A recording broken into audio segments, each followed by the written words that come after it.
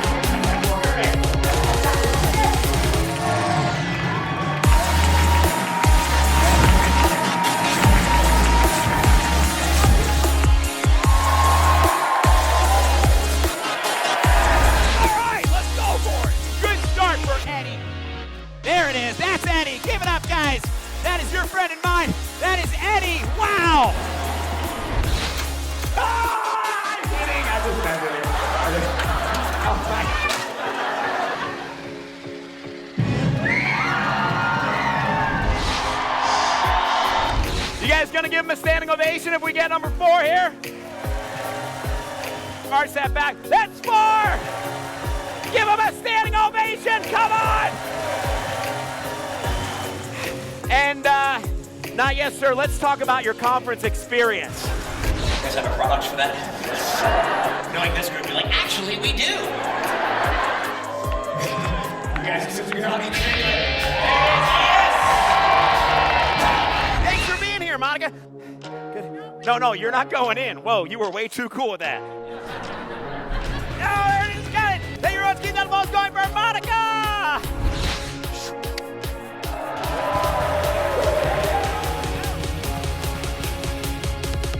Woo!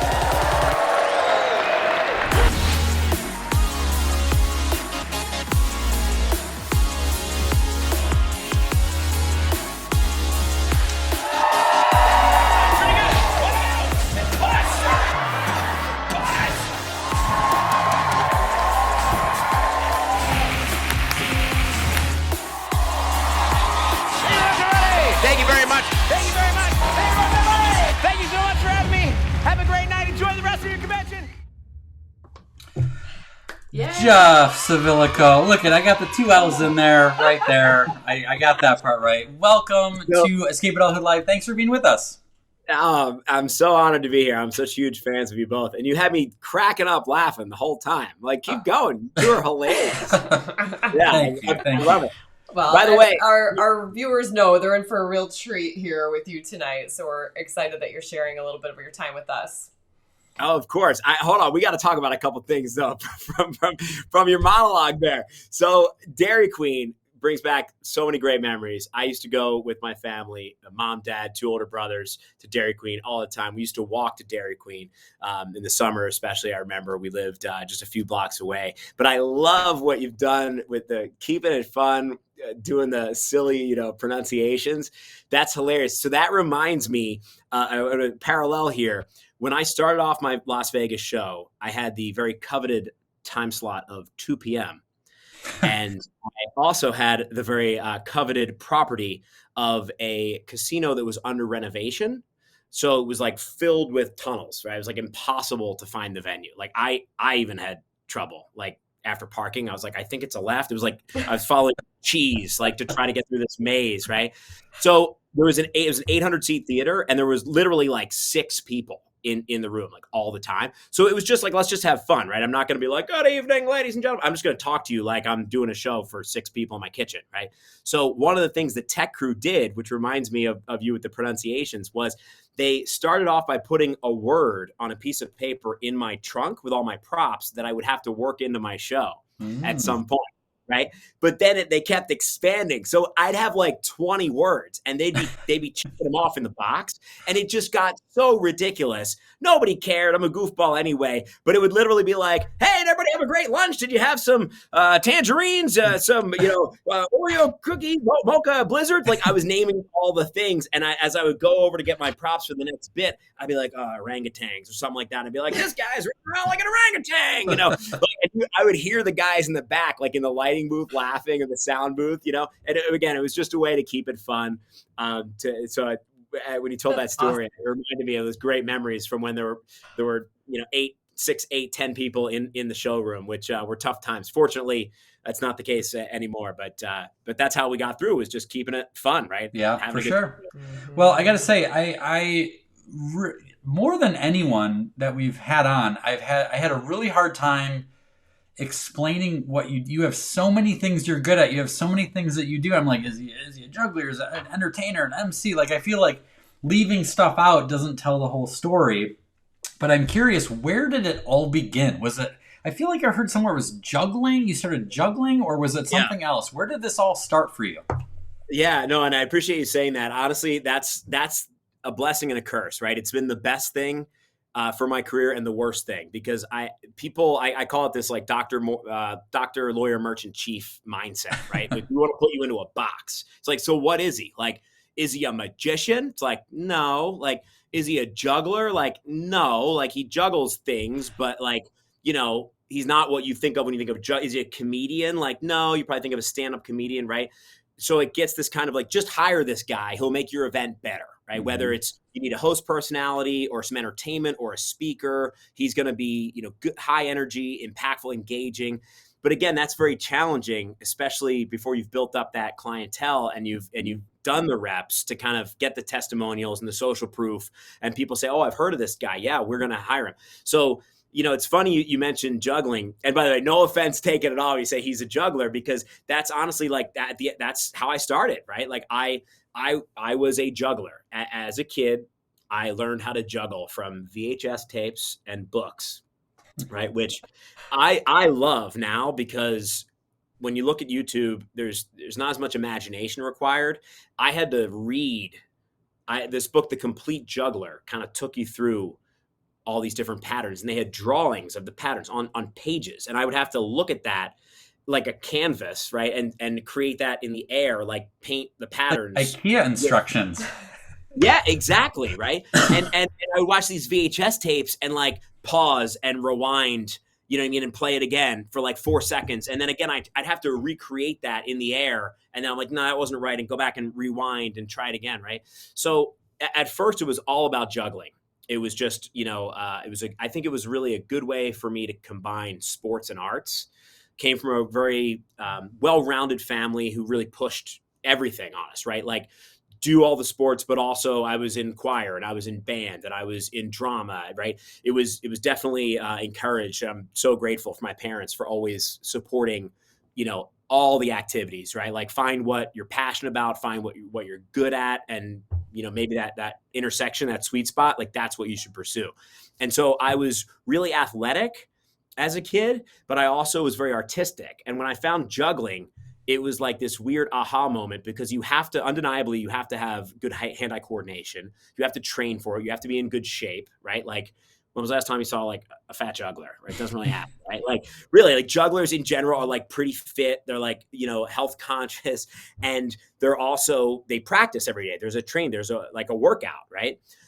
But then it's also artistic, right? You're getting to, I mentioned, like, paint in the air with these props, right? You can kind of create anything, and in a moment it's gone, right? But you can create it, and it's completely up to your imagination to then put routines together and choreograph and everything. So it was for sure about juggling in the beginning. Then I started sharing my juggling with others, and I realized very quickly that no one cares about juggling. Right? Like, at all. Really? Yes. Kim, I hate to break this to you. But I care about There goes your hobby. Kim, you are in the minority. I love you for it. But nobody's like, we need a juggler. Like seriously, and it does happen oddly enough for magicians, right? Like, and I test a lot of this to Las Vegas where I am. Magicians like Chris Angel, right? David Blaine, right? Penn and Teller.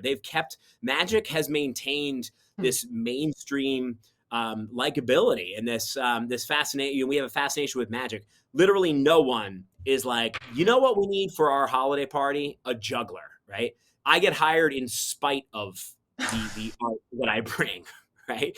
But no, it's okay because what I did was it taught me at a very early age that it was not about the thing you do, right? It's about everything else. It's about the connection with the audience. It's about the entertainment value. It's about the ride you take them on, the connection, right? All of that. So I went from juggling very quickly to entertaining, right? So then from entertaining, that's creating a show, right? Having a through line, taking the audience on a journey, right? Getting them involved. I mean, really, as a kid, I was working at theme parks and I was trying to get people to stop and watch shows at Busch Gardens. I did shows at Busch Gardens in Williamsburg, 6 shows a day, 6 days a week for years.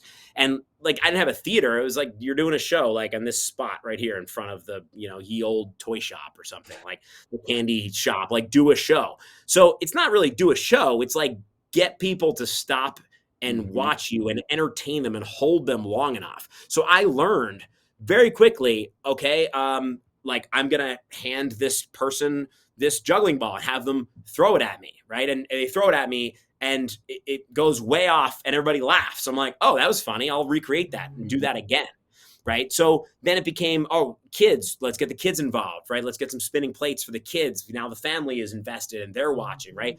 So again, from juggling to entertaining, then from there it shifted to connecting, right? So, and that is like connecting one-on-one.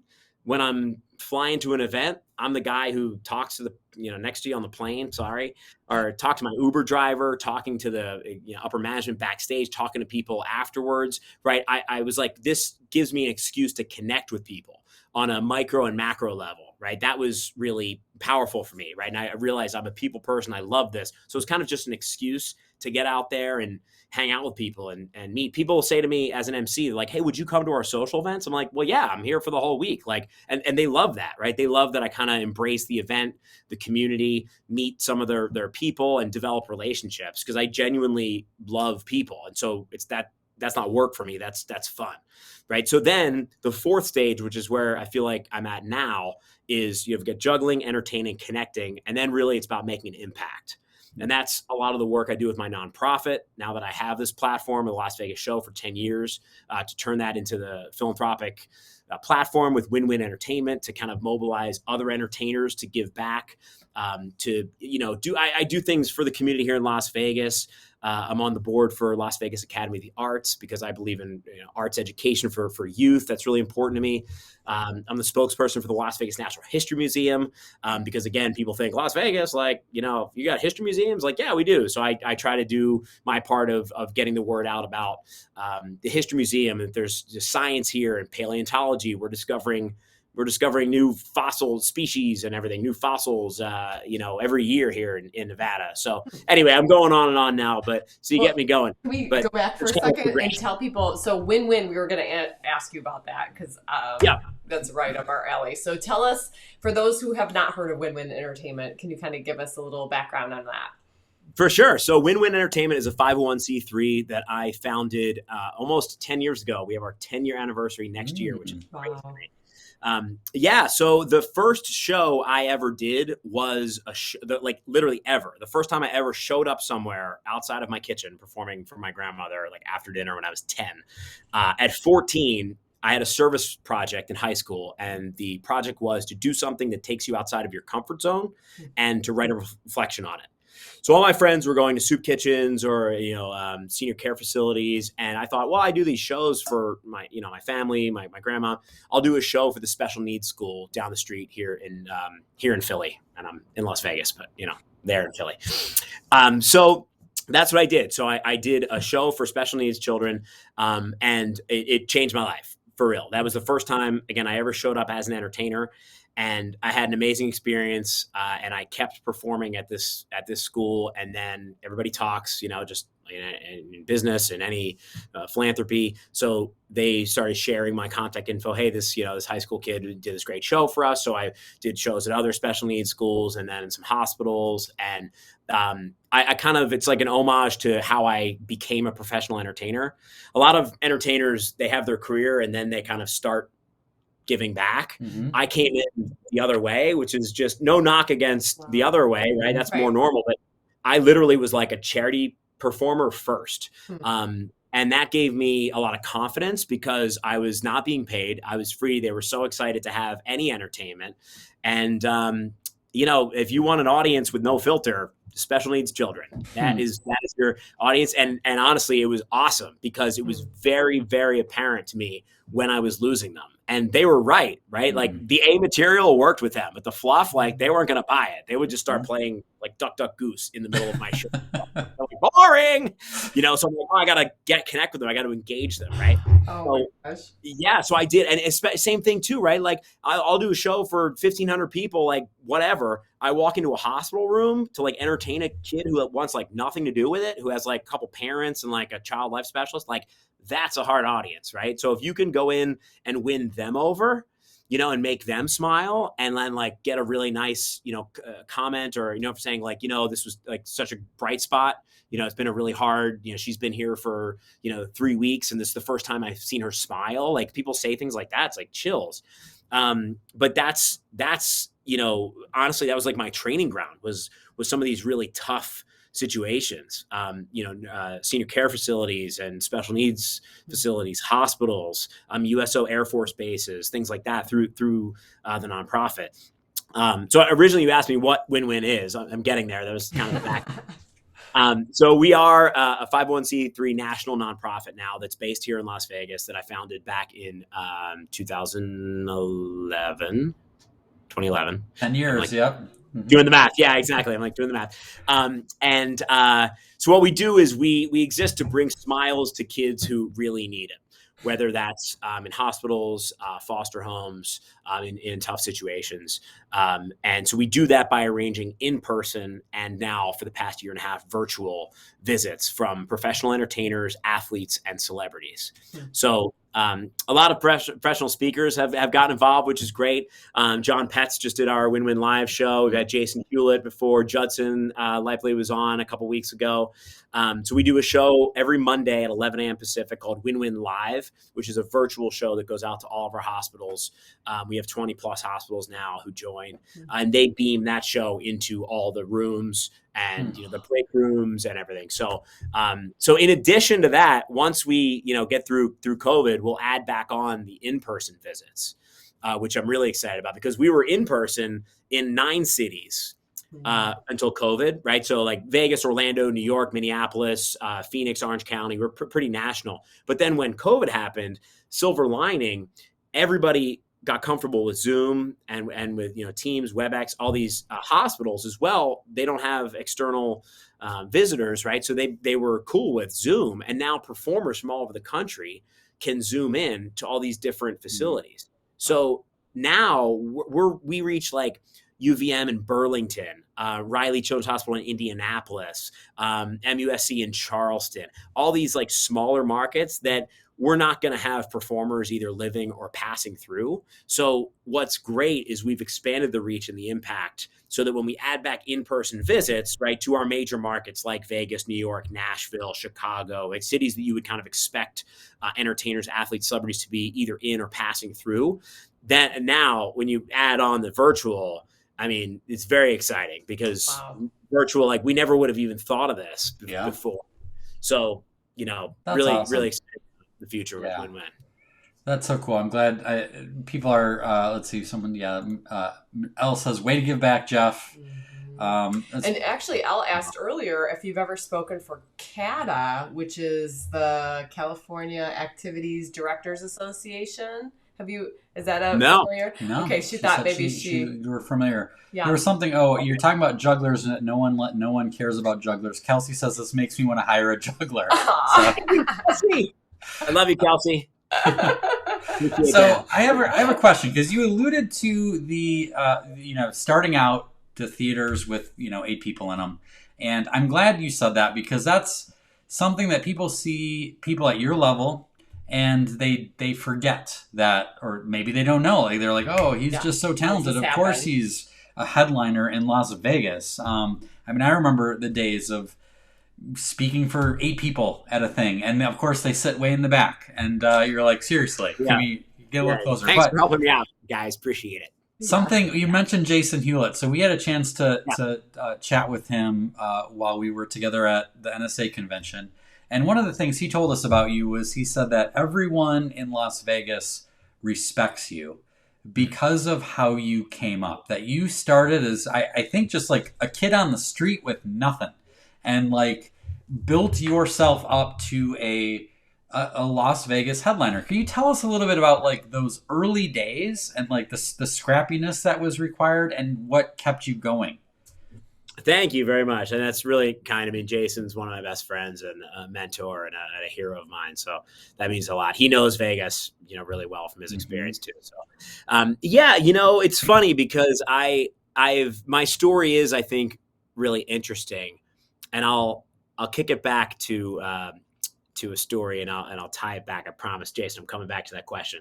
But this is a moment where I realized that this is a real issue. It's a real problem, especially with youth. I mentioned about really big into arts education for youth. So I was on the board. I'm on the board for Las Vegas Academy of the Arts, and I do scholarships for them. And like I'm really engaged with them. I usually perform at their school once a year in their big theater, and then I do a Q&A, right? And so this was a couple of years ago. I was doing my show, and I did on the Strip. I did the show there, and I'm doing this Q&A. And this girl asked me with a completely serious. She said, "Who discovered you?" And I was like, "Me." And then it was like this weird silence, and I was like, oh, you're serious, right? And I realized like the America's Got Talent culture, like the American Idol culture, like I hate that. And like Vegas is full of that, right? So I realized it's not her fault, but like she's at LVA, so she's like trying to get on The Voice. She's trying to get on American Idol. She's trying to get on America's Got Talent. And I'm like, I didn't do any of that, right? And at the time, like, it was just kind of, it is what it is, whatever. Now I'm like so happy that I didn't do any of that. And I did it like the old school way because I love the story. The narrative is so important now. And I'm getting back to the answer of your question. I'm like one of the few true Las Vegas headliners that like didn't get it handed to them, right? Like I kind of just worked really hard and developed a reputation, and an opportunity presented itself. And I just kept kind of parlaying these smaller opportunities into like slightly bigger opportunities, right? So, I mean, this is like a whole another show, perhaps, like the kind of how I got my Vegas show. But I mean, very quickly, just turboing through, I studied the Strip. I learned, I kind of mapped it out, like the Human Genome Project, of like who owns what casinos, like where are they, who works, who are the decision makers at all these different casinos and properties. How does it work, right? I did my research. I started going to every show on the Strip. Started trying to get into any like party or networking event. I literally would show up. I would like get into like back offices at Caesars with like donuts and stuff, just like trying to meet people. Like I just kind of old school, like knocking on doors, and people are like, "Get out of here, kid. Yeah, who do you think you are?" Like, go back and find them, like slamming doors in my face, right? But like, I started doing a spot in a magician show in town on the Strip, and the pay was, I don't want to brag, but the pay was $25 a show. You could go to some buffets with that. Yeah, exactly. Like clearly not enough to live on. And so I was able to parlay that into my own dinner show in the mall at Caesars. So I went and I found a space that would give me a rent-free arrangement. And I asked the magician that I was working for at the time, I said, if I get like my own show somewhere, will you allow me to push your audience to that show? And in exchange, I'll do your show for free.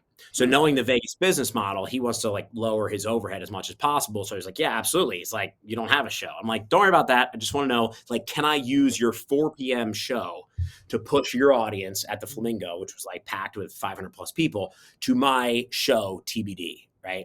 And he said, sure. So I found a spot in the mall. It was a Planet Hollywood restaurant in the Caesars Forum shops in the mall. And I said, hey, if I bring you dinners, will you give me a rent-free situation that I could have my show here? So we worked out a deal. It was $25 a head, and the $15 went to pay for the dinner, and then $10 went to me. So I put out a big stand in the concourse of the mall saying dinner and a show with my face on it, right? And I would say to everybody at the show at the Flamingo, hey, I'll see you over. Come to my dinner show. It's normally like $80, but with your ticket stub, 25. And they go, ooh, right? So they didn't realize that no one else was seeing my show. I had zero marketing. I was entirely marketing to that audience that I was performing for free, pushing them to this dinner show. And I was able to get a rent-free situation because I was giving the restaurant something that they wanted, which was customers for dinner. So then I would do my show. So I sold the tickets at Planet Hollywood, right? I was the one taking the credit cards. I set up the show. I would open up the door. I would seat everybody. I would do the show. I would sell merchandise. I would pack it all up, and I would do that again and again. I ran that show for years, doing the show for free at the Flamingo and pushing them to Planet Hollywood restaurant. Anyway, I parlayed that into this 2:00 show with Caesars because some bloggers started to take note. And they said, hey, have you seen, there's a guy doing this like dinner show. He's really good. Like this is worth seeing. So it kind of got some buzz. So someone from Caesars saw me there and offered me this opportunity in kind of as a showcase spot to see if I could like hack it to kind of be in the big room at the Imperial Palace at the time. So anyway, so I parlayed like this free spot into the dinner show to then a 2:00 show. I went from 2:00 to 4:00 in that theater. Then I moved to 5:30 at the Flamingo, and then to 7:00 at the Paris when there was an opening. So I'd like to joke that I worked my way up to prime time like 30 minutes at a time, like every year over 10 years.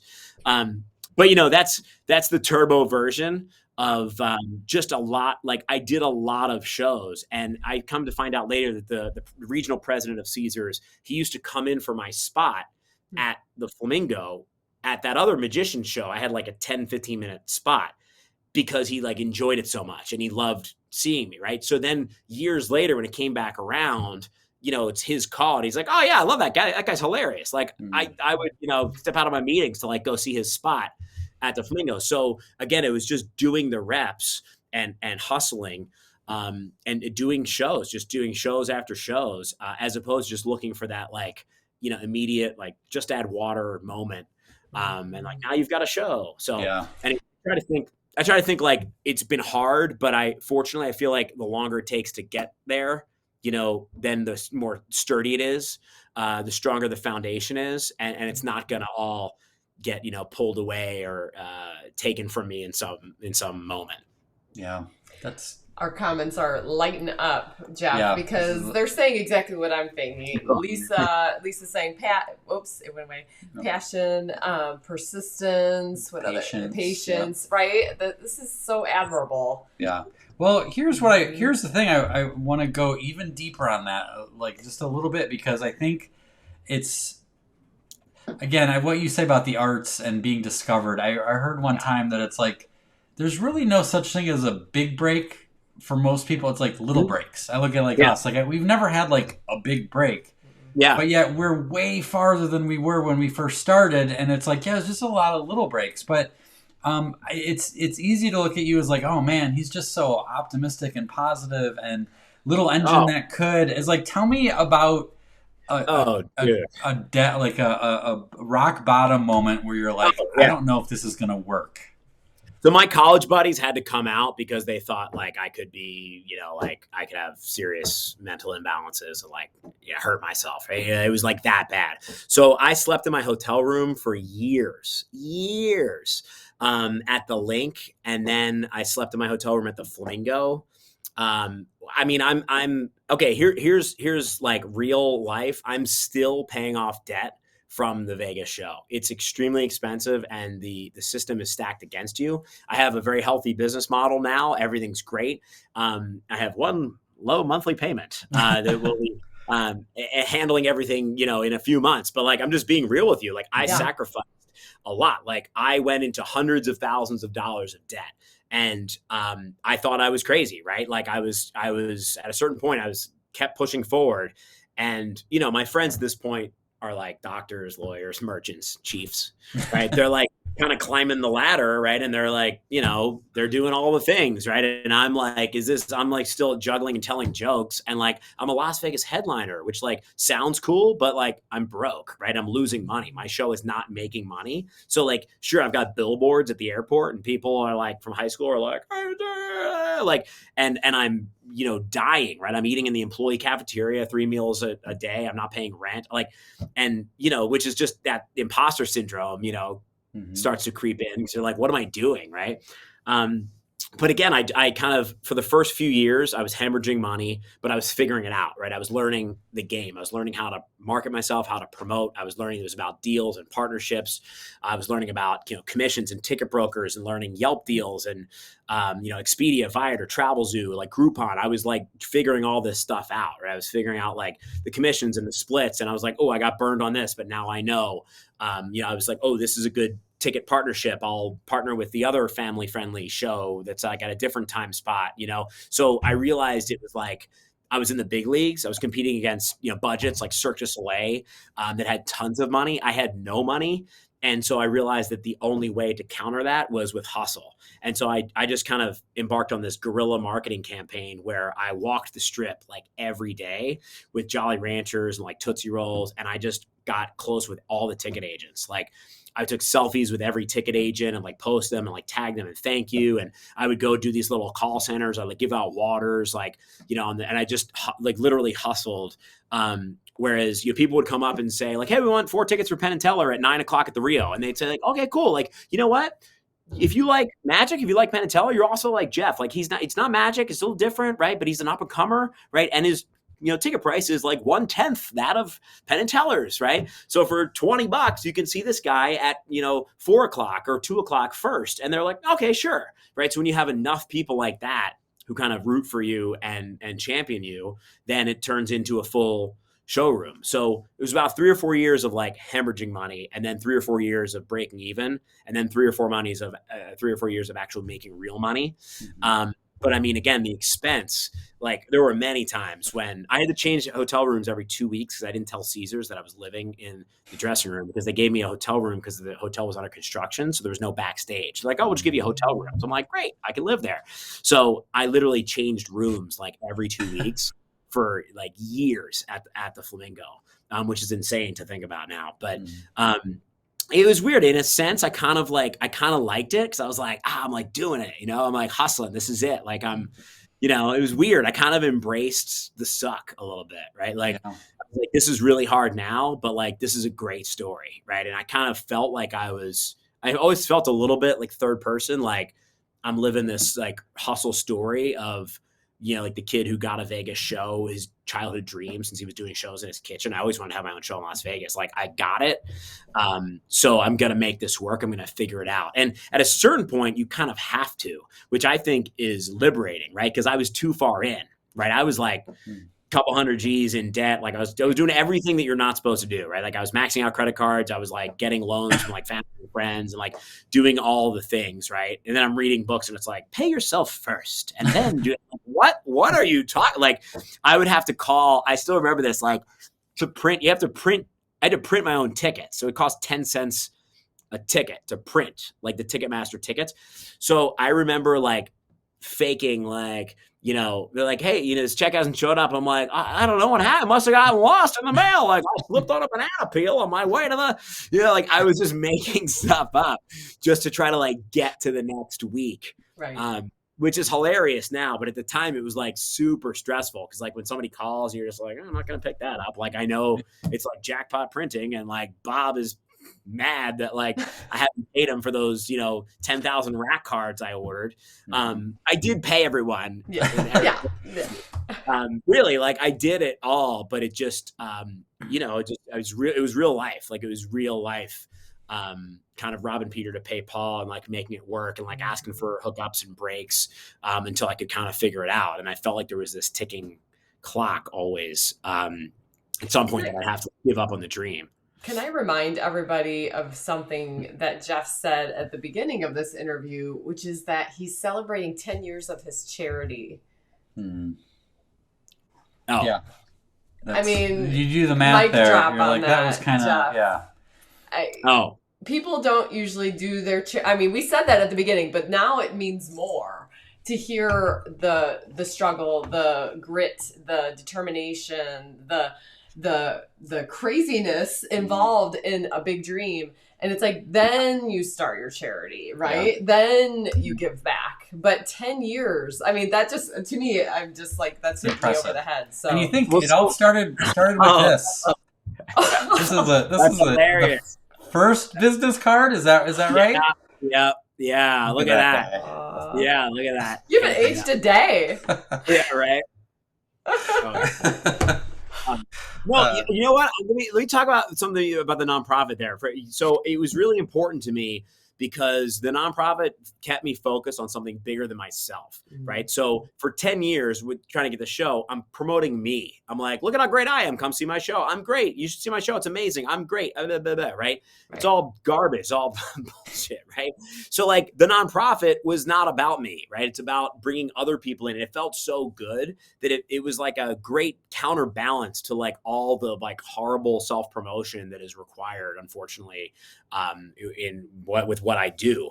And so like, for me, it was never even an issue of like, well, I don't really have time to be working on my nonprofit. Like my nonprofit fulfilled me, right? That kept me going. And it still does keep me going. And there's like a weird perspective shift that happens too. So when I'm an entertainer before the nonprofit, you look at somebody on stage and you're like, is he better than me? Like that's immediately, right, the humanity. And you're like, oh, is he good? Am I better? Is she better? Right. But now when I see an entertainer, I'm like, oh, I got to get them involved with win-win. Like I got to bring them into my thing, to share joy, like spread smiles. Right. So that's like totally changed. And it's made me like a much nicer person and a much like cooler person, I think, because now if I like go to entertainment parties or industry events here in Vegas, I'm like, oh man, like I want to recruit people for win-win. Like I want to be everybody's friend to get them involved. And that's like such a different mindset than like, I'm better than you, you're better than me. I'm taking this gig, you're taking this gig. So I like win-win has made me a better person, I feel like, and focusing on that. I'm glad Jennifer Tackett says, must be nice. Yeah, there it is.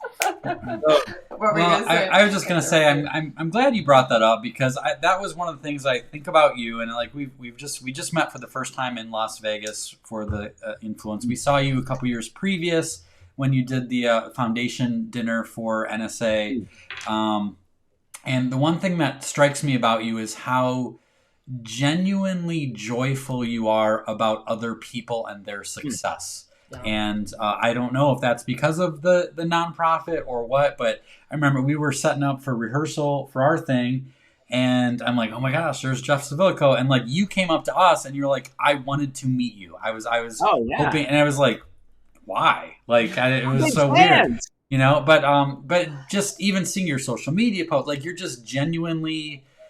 There doesn't seem to be that comparison thing that you're just like the pie is big and we need as much joy and light in the world as we can get. And that just really comes across. Oh, thank you. I really do believe that. I mean, there's so much work out there, right? Like it's crazy, at least in the event space. When you look at, there's so many random events, right? Like sometimes I'm like, it's great to be here for the like Arkansas Ball Bearings Association of, I'm like, what do these people do? It's like, oh, they put like this shaft in elevators, like in all the elevators in the world. I'm like, okay, good for them, right? Like there's so many random organizations. It's like, oh yeah, they're like a $17 bajillion company. I'm like, cool, so. Yeah, it's not like there's, this finite amount of companies and everybody's fighting for that. Like I always have felt maybe, you know what? Maybe that's because, as I'm just thinking about this, maybe that's because until I started keynote speaking, where there's a little bit more of this of like, we're looking for a keynote speaker, let me pick keynote speaker X, Y, or Z. I've always been having to convince a client of the value of me, like in general. I'm not usually fighting against other people who do what I do. Mm-hmm. So I think that's kind of like the pie thing is like, I can just convince as many people as I possibly can that I will be a good addition to their event. So that has nothing to do with like all the other people who are working out there. Yeah. Right. So like as an MC, you know, it's not like, well, we always have these MCs that it's like, oh, and I never thought about that. Like I'm convincing you of the value of hiring a professional external MC, not, you know, I'm trying to fit in when you're looking for an MC and you're choosing between, you know, or among 200 of them. Right. Yeah. Well, we're so grateful that you've taken the time to be with us. I have one more question I like to ask people. What this is a little bit out of left field. Yeah, this is going to come out of nowhere. But so it's a fun question. Okay. What food, sound, or smell most reminds you of childhood? Oh, wow. Okay, so food, sound, or smell? Mm-hmm. I'm going to say Italian food, specifically gnocchi, because that's my favorite food. And my grandmother always used to make that for me for my birthday. But every Sunday we would go and she would cook this like amazing Italian food. So like ravioli, you know, like all the different pastas, right? And she would always lift up our stomach to see if we were full, like our shirts and like, you know, and if we weren't full, she'd be like, mange, like, you know, come on, like, right? And I have really good memories of going to my grandma's house with my family, and we would always play like different games and rough house and get in trouble and everything. So yeah, I would say probably Italian food with a specifically gnocchi. Nice. Did you call her like grandma, like her first name, grandma, last name, or just grandma? Yeah, so she was grandmom on the Italian side, and Graham was on the Irish side. So I'm 50-50 right down the middle, Irish Italian. Okay. Very cool. Like I'm now. I talk with my hands. Well, thank you so much, Jeff. This has been a treat. I could have talked for another 2 hours. Fascinating stuff. Yeah, I know. Such a generous heart. It's so great to have you. And people can. I think Jenna dropped in the link about winwinentertainment.org. I believe, right? And then of course jeffcivillico.com. 2 L's. Remember that, you guys. 2 L's. And so, Jason, you know how you can remember that? So, Civillico in Italian means little refined one. So, remember the 2 L's is like a diminutive, right? So, like civil. Mm-hmm. It technically, I don't think it really fits, to be honest. Don't worry, but I'm never gonna forget it now. Little refined one. I would like you to refer to me as a little refined one. All right, you got it. All right, Jeff. Thank you so much for being with us. It has been a hoot. Have a great night and keep doing good things. Keep shining. Good to see you, Jeff. I love you all. Thanks. Bye-bye. Love you too.